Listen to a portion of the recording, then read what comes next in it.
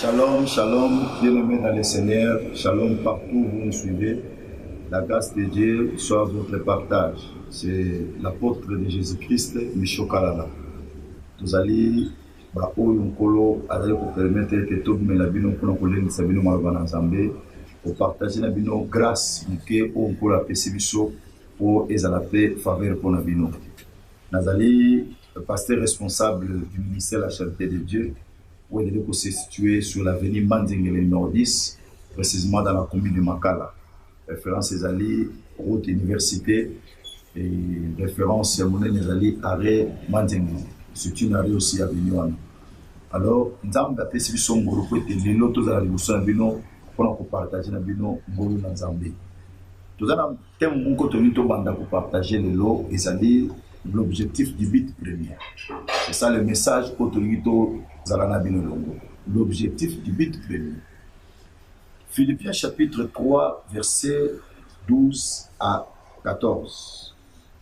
Philippiens chapitre 3, versets 12 à 14. Ce n'est pas que j'ai déjà remporté le prix ou que j'ai déjà atteint la perfection, mais je cours pour tâcher de les saisir. Puisque moi aussi, j'ai été saisi par Jésus-Christ. Frère, je ne pense pas l'avoir saisi, mais j'ai fait une chose oubliant ce qui est en arrière et me portant vers ce qui est en avant. Verset 14. Je cours vers le but pour remporter le prix de la vocation céleste de Dieu en Jésus-Christ.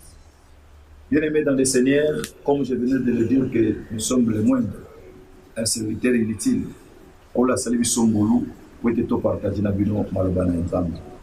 Yubana nzambe deli koya premièrement pona koluka kobikisa kopesa bomoi. Koluka komema mutu kozongisa nesika oyo abungaki. Kozongisa na position initiale. Kozongisa mutu à l'image de son créateur. Kozongisa mutu na pensée oyo bandeli zalaka pona mutu. L'homme a été créé pour vivre éternellement. Pendant que Dieu était en train de créer l'homme, il avait la pensée que l'homme puisse vivre éternellement. Mais le diable malin qu'il était, il s'est introduit dans le jardin pour essayer de bouleverser les plans de Dieu. Moto a comité pour atteindre l'objectif. Mais Dieu merci. Parmi toutes les créatures de Dieu, les créatures très merveilleuses que l'homme. Dieu aime l'homme, il chérit l'homme. Pour remarquer bien aimé dans le Seigneur, les jours que le diable a commettre ma bêtise, il est l'onzamba koluka été barosé, réconcilié bébé. Mais remarquez les jours où Dieu a pris tout son temps pour descendre chercher encore cet homme. Tout le monde a Zaché dans Luc chapitre 19, où Christ a côté nanda Zaché à l'objet. Aujourd'hui, le salut est entré dans cette maison, car celui-ci est aussi fils d'Abraham. Quand le Fils de l'homme est venu chercher et sauver ce qui était perdu. Voilà, c'est là où je voulais tirer quelque chose à vous expliquer. Qu'est-ce que le Fils de Dieu était venu chercher et sauver ce qui était perdu? L'homme avait perdu l'objectif premier. L'homme avait perdu la vie éternelle. L'homme avait perdu la dimension de Dieu, l'image parfaite de Dieu. C'est pour cela Dieu s'est choisi d'un corps, venu sur la terre, naître comme d'autres humains pour Alukamuta na Bikisai. Alors, dans le pour les Philippiens, azotel ça va monter dans objectif la course naïe, objectif à combat naïe, objectif à vie chrétienne naïe, objectif numéro 1 il y a Paul. Et ça a quitté Oyo Togo comment dans vie courante, mais l'objectif il y a but premier. Et ça a qui autonomie totale ça suppose. L'apôtre Azolobake, Azokan c'était Kassa Zuyango, mais Azali Kokima a intention pour remporter le prix. La vocation céleste. Azali Kokima a manière à remporter Yango. Il s'est donné un maximum de discipline pour atteindre la perfection de Dieu. L'apôtre Azotal Sabiso sur l'objectif du but premier. Voici l'objectif du but premier. Au moins, dans solo et Sengli Aymanakat Nabomoina. La première des choses, c'est savoir découvrir ce qu'il y a en toi comme capacité. Après avoir découvert cela, tu dois faire un effort pour atteindre maintenant l'objectif numéro 1. Bible Sotal, c'est ce que Thomas a découvert ce qu'il était. Un enfant de Dieu qui poursuit un but, l'objectif, mon premier la vie, il faut découvrir ce qu'il est. En d'autres termes, connaître son identité. Mon frère, ma soeur, tu dois lutter pour connaître ton identité.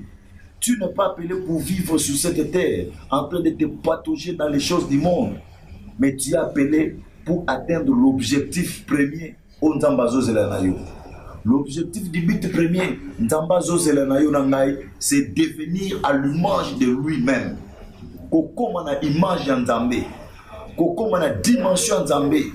Et quand cette dimension est retrouvée, retournée encore dans ta vie, tout ce que tu auras besoin en second lié va se manifester automatiquement sans que tu puisses gesticuler des mouvements d'une manière autre. Pourquoi? Parce que Nzambe et l'oiseau de la carte nayo pour atteindre yango. Cela veut dire comme une image Nzambe. Voilà pourquoi l'apôtre Paul a tout avec un cœur sincère, le but objectif numéro 1 à bon moyen dans Nzambe. L'objectif du but premier, c'est savoir gagner Christ dans sa vie. Paul a dit, si j'ai vu, ce n'est plus moi qui vis. Là, c'est à Galates chapitre 2, verset 20. Si j'ai vu, ce n'est plus moi, c'est Christ qui vit en moi. Donc, l'objectif naïe est à vivre le corps que nous savons vivre. Et le corps à gagner Christ dans le monde. Je te pose la question, bien aimé, que tu me suis. Est-ce que l'objectif naïe que nous ressemble à l'église? Objectif numéro 1 aux que l'ensemble des amis. Les apprendants m'appellent les ensembles après ce libala, après ce moussala, après ce voyage, après ce mandaku, après ce mitouka. Ce n'est pas ça l'objectif numéro 1 à la vie chrétienne. L'objectif numéro 1, il y a bon moyen pour gagner Yesu dans ta vie. Pour gagner Nzambe dans bon moyen.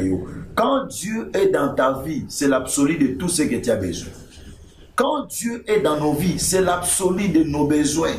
Nos desiderata et que ça concrétise, que c'est réalisé. Yamomoko, c'est parce qu'en premier lieu, nous avons poursuivi un objectif du but premier, courant vers l'objectif, il y a qu'on gagne prix, il y a qu'on gagne Yesu na bon moyen biso.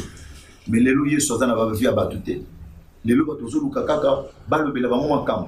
Les lois toujours kaka, passe pour la pona bango, ce n'est pas mauvais, c'est bon bien, mais la plus grande chose qui est importante dans ta vie, c'est savoir gagner Christ. Dès que Christ est gagné dans ta vie, il sera le vrai prophète de ta vie. Tant que Christ a gagné la vie, à cause de la prophète numéro 1, à cause de ça, selon Posanaï, à cause de sa volonté, à cause de sa l'olénie à Zokanisa pour la Bomoïnayo. L'apôtre Azotal Sabiso, c'est ce que nous sommes en train de faire pour atteindre cet objectif. Apôtre Azotal, que athlète a couronné ce qui a la règle de Sengeli. Poursuivre le but, l'objectif premier de la vie, on doit nécessairement focaliser notre regard vers cet homme de Jésus. Et tant que nous avons Jésus, que les alliés, les alliés, les alliés, la diffamation les alliés, toutes ces choses, les éléments nécessaires aussi accompagnateur et à marche chrétienne.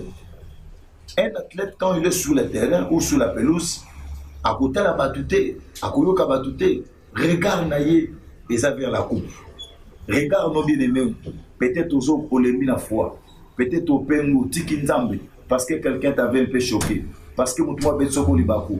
Parce que mutumo abundisa ki bomoina yo. Parce que mutumo déceva ki yo.